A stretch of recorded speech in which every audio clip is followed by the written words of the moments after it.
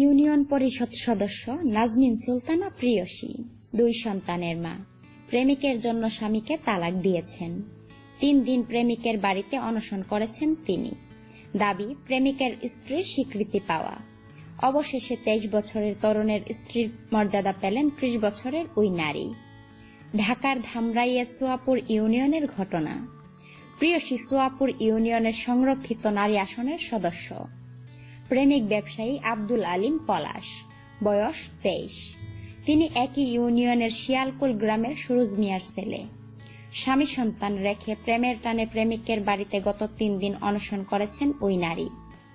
বিয়ের স্বীকৃতি না পাওয়া পর্যন্ত তিনি ওই বাড়িতেই অবস্থান করবেন বলে জানিয়েছেন। অবশেষে প্রেমিক পলাশ তাকে মেনে নিয়েছেন। জানা গেছে, আব্দুল আলিম পলাশের সঙ্গে 1 বছর আগে থেকে প্রেম করে আসছিলেন নাজমিন সুলতানা প্রিয়সী।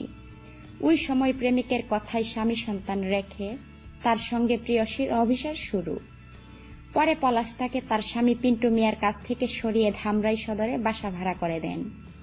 সেই বাসায় নিয়মিত আসা যাওয়া করতেন পলাশ। তাদের মধ্যে দৈহিক সম্পর্ক তৈরি হয় বলে জানান অনশন করা নারী সদস্য। তিনি জানান, পলাশ তাকে বিয়ের কথা স্বীকার করেছেন। আনুষ্ঠানিকভাবে তাকে ঘরে তুলে নেওয়া হবে বলে আশ্বাস পেয়েছেন। এজন্য তিনি গণমাধ্যমের প্রতি কৃতজ্ঞতা জানিয়েছেন।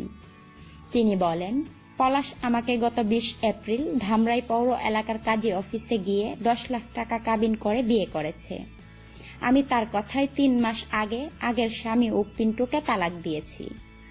আব্দুল আলিম পলাশের চাচা চান মিয়া বলেন, আমার ভাতিজা বিয়ে করে থাকলে প্রিয়সীকে পলাশের স্ত্রী হিসেবে মেনে নেওয়া হবে, এতে আমাদের কোনো আপত্তি নেই। ভিডিওটি লাইক দিন এবং বেশি বেশি শেয়ার করে সকলকে জানার সুযোগ করে দিন।